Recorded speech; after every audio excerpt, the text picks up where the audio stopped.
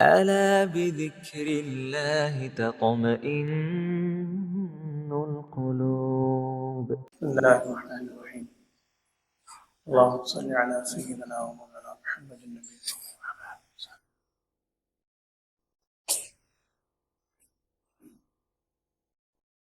رسول صلی اللہ علیہ وسلم کی سیرت طیبہ کے حوالے سے کل جہاں بات مکمل ہوئی تھی،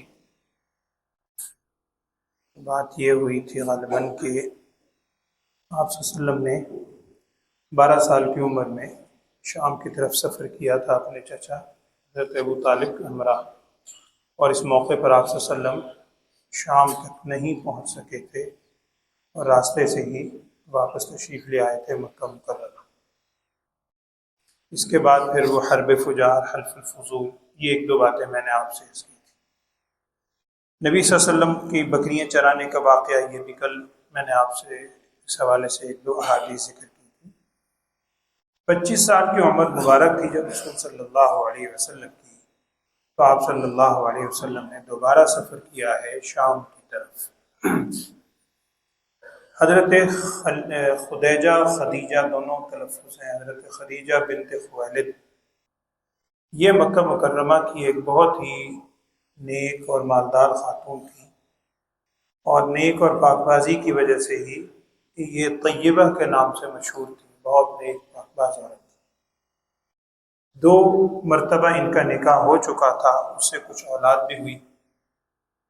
لیکن دونوں موقع پر بیوہ ہو چکی تھی۔ تقریباً 40 سال ان کی عمر مبارک تھی، مالدار بہت تھی، مکے کے اندر بہت کم اتنے مالدار تھے۔ اور جیسے میں پہلے متعدد مرتبہ آپ سے عرض کیا ہے کہ مکے کے لوگ تجارت کیا کرتے تھے، شام کی طرف قافلے ان کے تجارتی جایا کرتے تھے۔ اس قافلے میں یہ چونکہ خود نہیں جا سکتی تھیں، یہ اپنا مال وغیرہ بھیجتی اور ان سے تجارت ہوتی،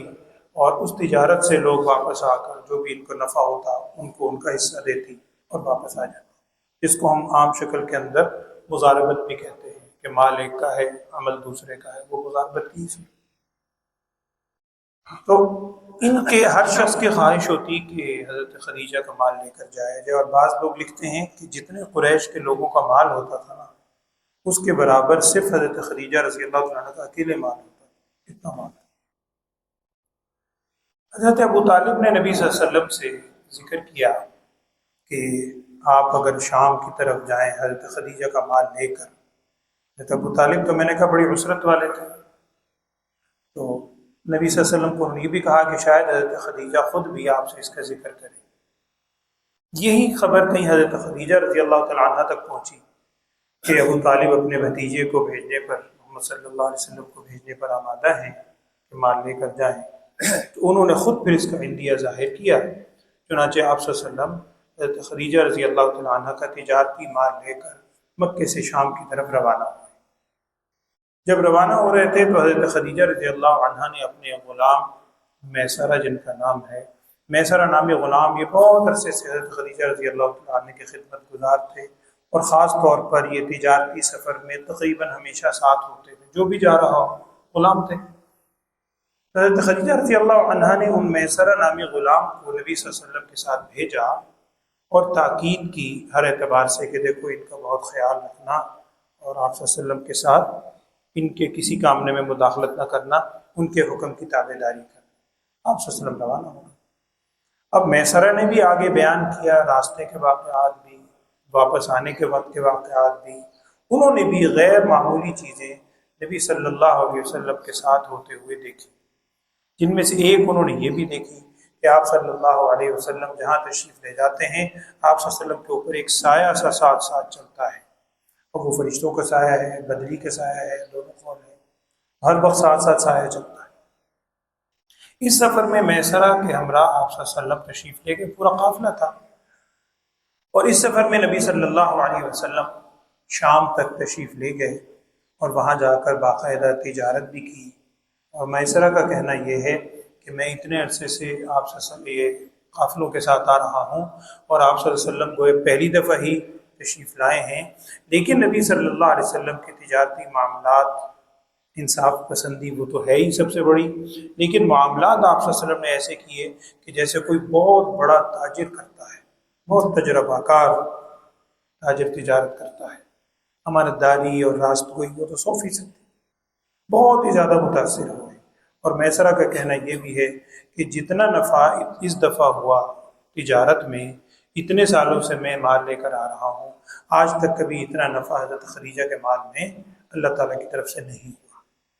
اور اس سفر کے اندر بھی کچھ سیرت نگاروں نے واقعہ نقل کیا ہے کہ اس میں بھی ایک راہب سے ملاقات ہوئی تھی،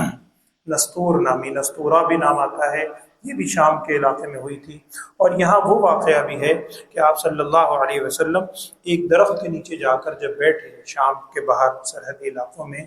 تو اس راہب نے پوچھا تھا میسرہ سے کہ یہ کون شخص بیٹھا ہوا ہستی؟ انہوں نے کہا جی کہ یہ مکے کے ایک نوجوان ہیں محمد صلی اللہ علیہ وسلم،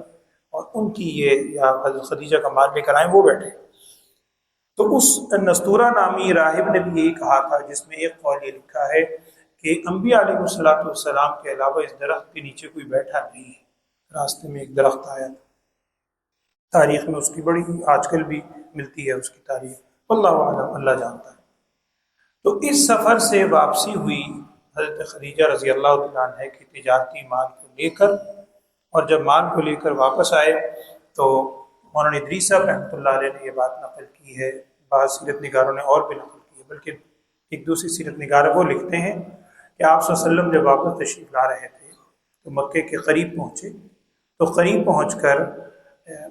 میسرہ نے کہا نبی صلی اللہ علیہ وسلم سے کہ آپ آگے تشریف لے جائیے، حضرت خدیجہ کے پاس اطلاع پہنچائیں، میں سامان لے کر پیچھے آ مکے کے قریب پہنچ گئے۔ تو رسول صلی اللہ علیہ وسلم آگے سوار پہ سوار ہو کر تیزی سے مکے کی طرف آئے۔ حضرت خدیجہ رضی اللہ تعالیٰ عنہ اس وقت دور مکے کے اندر اپنے مکان میں کسی جگہ بیٹھے دیکھ رہی تھی جیسے پہاڑی علاقہ ہے، انہیں دور سے ایک نوجوان تیز رفتار آتا ہوا نظر آیا، اور انہیں بھی محسوس ہوا کہ ان کے اوپر ایک سایہ سا ساتھ ساتھ چل رہا ہے، سایہ ساتھ۔ وہ بھی غیر معمولی چیز دیکھ کے چونک گئی۔ جب وہ نوجوان نزدیک آیا تو دیکھا یہ تو محمد ہیں صلی اللہ علیہ وسلم۔ اب حضرت خدیجہ طاہرہ جو پہلے ہی بہت متاثرہ تھی، مکے کی رہنے والی تھی، آپ صلی اللہ علیہ وسلم کا ہر شخص اس وقت شہدائی تھا، اور لکھا ہے کتابوں میں کہ آپ صلی اللہ علیہ وسلم کی امانت داری، آپ صلی اللہ علیہ وسلم کی وہ ساری کیفیات، عام نوجوانوں سے ہٹ کر جو زندگی گزارنے کا ایک مقام تھا، اس کو دیکھ کر امین کا لقب اسی وقت سے ہی لوگوں کے ذہنوں میں تھا، اور آپ کو امین کے نام سے ہی پکارتے تھے، انتہائی امانت دار، اور کیوں نہ ہو سارے جہان کے سردار صلی اللہ علیہ وسلم۔ اب یہاں سے جب واپس آئیں حضرت خدیجہ اسی وقت بہت متاثر تھی۔ ادھر میسرہ جب واپس آئے سامان لے کر، انہوں نے راستے میں جو حالات پیش آئے، جیسے آپ صلی اللہ علیہ وسلم نے تجارت کی، وہ سارے حالات بتائے۔ اب حضرت خدیجہ رضی اللہ عنہ کے دل میں آپ صلی اللہ علیہ وسلم کی محبت کے ساتھ ساتھ عقیدت بھی بہت زیادہ بڑھ گئی۔ اب یہاں لکھا ہے کہ حضرت خدیجہ رضی اللہ تعالیٰ عنہ کے ایک چچا زاد بھائی تھے، یا اور کوئی قریبی رشتہ دار، چچا زاد بھائی اکثر لکھتے ہیں، ان کے پاس گئیں ورقہ بن نوفل۔ ورقہ بن نوفل نامے ایک ان کے عزیز تھے، اور وہ اہل کتاب کے عالم تھے، عیسائیت کے خاص طور پہ، چونکہ اس سے پہلے عیسائیت گزری ہے، اہل کتاب جانتے تھے اس کو۔ بعض کہتے ہیں کہ وہ جو عبرانی زبان سے عربی زبان میں بھی ان کی کتابوں کی تعلیمات کو منتقل کر رہے تھے، واللہ اعلم۔ ان کے پاس گئی کیونکہ عقیدت بڑھ گئی ہے، غیر معمولی چیزیں دیکھی بھی ہیں، سنی، ان کو جا کے ساری بات بتائی۔ ورقہ بن نوفل کے بارے میں ہے، عمر رسیدہ ہو گئے تھے، انہوں نے ساری باتیں سن کے کہا کہ خدیجہ اگر آپ جو کہہ رہی ہیں وہ درست ہے،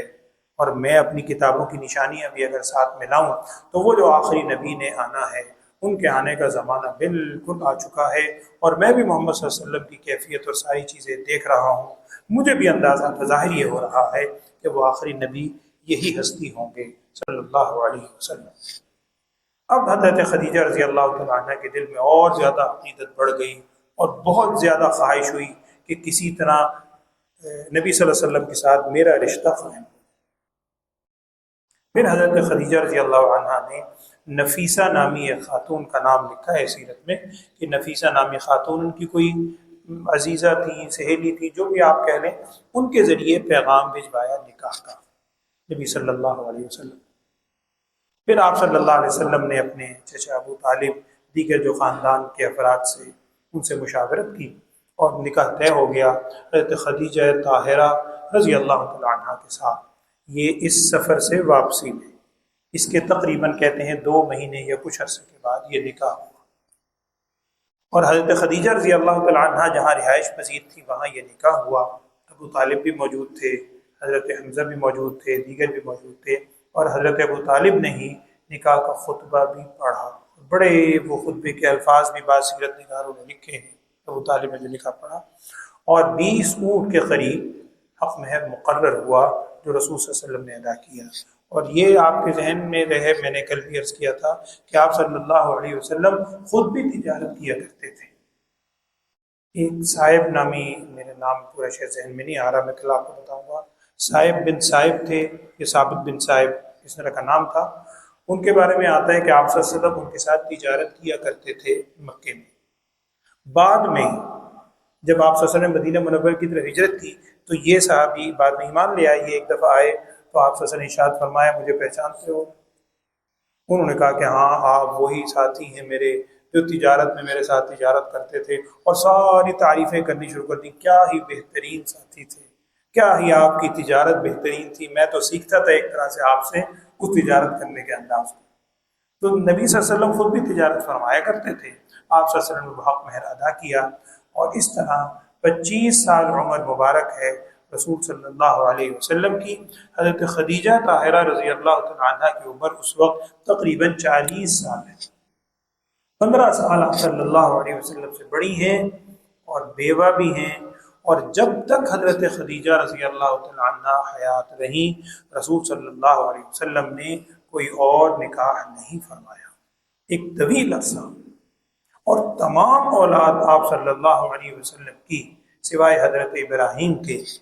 ساری کی ساری اولاد حضرت خدیجہ طاہرہ رضی اللہ تعالیٰ عنہ کے بطن سے ہے۔ سب سے بڑے حضرت قاسم، جن سے آپ صلی اللہ علیہ وسلم کی کنیت ابو القاسم بھی ہے، اس کے بعد حضرت زینب رضی اللہ تعالیٰ عنہ، پھر حضرت رقیہ رضی اللہ تعالیٰ عنہ، پھر حضرت ام کلثوم رضی اللہ تعالیٰ عنہ، اور پھر حضرت فاطمہ رضی اللہ تعالیٰ عنہ، اور سب سے آخر میں حضرت عبداللہ جن کا لقب طیب اور طاہر تھا۔ اس کے بعد حضرت ابراہیم، وہ حضرت ماریہ قبطیہ رضی اللہ تعالیٰ عنہ کے بطن سے تھے۔ ان میں سے صرف حضرت نرینہ اولاد جو ہے، حضرت قاسم کا بچپن میں انتقال ہو گیا، حضرت عبداللہ کا بچپن میں انتقال ہو گیا، ابراہیم کا بچپن میں انتقال ہو گیا، صاحبزادیاں آپ کی بعد میں حیات رہیں، حضرت زینب رضی اللہ تعالیٰ عنہ، حضرت رقیہ رضی اللہ تعالیٰ عنہ، حضرت رقیہ اور حضرت ام کلثوم رضی اللہ تعالیٰ عنہ، یہ وہ 2 صاحبزادیاں ہیں جو یکے بعد دیگرے حضرت عثمان غنی رضی اللہ تعالیٰ عنہ کے نکاح میں آئیں، اور حضرت فاطمہ رضی اللہ تعالیٰ عنہ جنت کی عورتوں کی سردار، وہ حضرت علی مرتضیٰ رضی اللہ تعالیٰ عنہ کے نکاح میں آئیں۔ آپ صلی اللہ علیہ وسلم نے جب دنیا سے رخصت ہوئے تو آپ صلی اللہ علیہ وسلم کی ساری اولاد دنیا سے رخصت ہو چکی تھی سوائے حضرت فاطمہ رضی اللہ تعالیٰ عنہ کے، وہ حیات تھیں اور وہ بھی کچھ مدت کے بعد دنیا سے رخصت ہوئی۔ تو میں عرض کر رہا ہوں یہ ساری اولاد حضرت خدیجہ رضی اللہ تعالیٰ عنہ سے ہے، بہت بڑے حقوق ہیں حضرت خدیجہ رضی اللہ تعالیٰ عنہ کے۔ تو یہ نکاح کے بعد پھر آپ صلی اللہ علیہ وسلم تشریف لے آئے حضرت خدیجہ طاہرہ رضی اللہ تعالیٰ عنہ کے پاس۔ آپ صلی اللہ علیہ وسلم خود بھی تجارت کیا کرتے تھے، اور حضرت خدیجہ رضی اللہ تعالیٰ عنہ کا جو مال تھا تجارتی اس کو دیکھ بھال کیا کرتے تھے۔ تقریباً 25 سال عمر ہے آپ صلی اللہ علیہ وسلم۔ اس کے بعد 35 سال کی عمر کا ایک واقعہ ہے، میں صرف اشارہ کر دیتا ہوں، اس کی تفصیل کل عرض کروں گا انشاءاللہ۔ 35 سال کی عمر ہے کہ جس عمر میں پہنچ کر بیت اللہ کی تعمیر ہوئی ہے، اور یہ بیت اللہ کی تیسری تعمیر ہے۔ اب تک ہمارے سامنے جو اس وقت بیت اللہ جس حالت میں ہے، مورخین نے لکھا ہے کہ 5 تعمیرات گزر چکی ہیں اس میں، جن میں سے تیسری تعمیر یہ تھی جب رسول صلی اللہ علیہ وسلم کی عمر مبارک تقریباً 35 سال تھی۔ اور وہ تعمیر کی وجہ کیوں پیش آئی تھی، کیا تعمیر ہوئی تھی، پہلی 2 تعمیرات میں بتلا دیتا ہوں، پھر تیسری تعمیر سے انشاءاللہ کل بات ہوگی۔ سب سے پہلے آتا ہے روایات میں کہ جب اللہ جل شانہ نے آدم علیہ السلام کو دنیا میں بھیجا، دنیا میں بھیجنے کے بعد جبرائیل علیہ السلام نے یہی بیت اللہ کی جگہ اللہ کا گھر تعمیر کیا تھا آدم علیہ السلام کے دور میں، پہلی تعمیر وہی تھی۔ اس کے بعد نوح علیہ السلام کے زمانے میں جب طوفان آیا، طوفان میں یہ عمارت بھی منہدم ہو گئی۔ پھر حضرت ابراہیم علیہ السلام جب دوبارہ تشریف لائے تو ابراہیم علیہ السلام کو جبرائیل علیہ السلام نے وہ بنیادیں باقاعدہ دکھائی تھیں، قرآن نے بھی جو کہا ہے نا سورہ بقرہ میں وَإِذْ يَرْفَعُ إِبْرَاهِيمُ الْقَوَاعِدَ، ابراہیم علیہ السلام ان بنیادوں کو اٹھا رہے تھے تو وہ بنیادیں موجود تھیں، یہ دوسری تعمیر ہوئی۔ اور ابراہیم علیہ السلام کی جو تعمیر کی ہوئی عمارت تھی وہی رسول صلی اللہ علیہ وسلم کے زمانے تک موجود تھی، اگرچہ اس میں بہت زیادہ مخدوش حالت ہو گئی تھی۔ اس کے بعد پھر تیسری تعمیر تعمیر قریش کہلاتی ہے، پھر عبداللہ ابن زبیر رضی اللہ عنہ کی چوتھی تعمیر، اور پھر حجاج بن یوسف کے زمانے میں پانچویں تعمیر۔ اس کے بعد مین تعمیر وہی ہے، اس کے اندر تھوڑا بہت تبدیلیاں یعنی اوپر سے آپ کہہ لیں اس کی آرائش کے حوالے سے ہوتی رہتی ہیں۔ تو یہ تیسری تعمیر 35 سال کی عمر میں، یہ انشاءاللہ میں کل آپ سے عرض کروں گا۔ الحمدللہ رب العالمین، اللہم صلی علی سیدنا و مولانا محمد وعلی آل سیدنا و مولانا محمد وبارک وسلم صلی علیہ۔ اللہم ارنا الحق حقا وارزقنا اتباعه وارنا الباطل باطلا وارزقنا اجتنابه۔ اللہم اهدنا الصراط المستقیم صراط الذین انعمت علیہم من النبیین والصدیقین والشہداء والصالحین۔ رب اغفر وارحم وانت خیر الراحمین، وصلی اللہ تعالی علی خیر خلقہ سیدنا و مولانا محمد وعلی آلہ واصحابہ اجمعین برحمتہ۔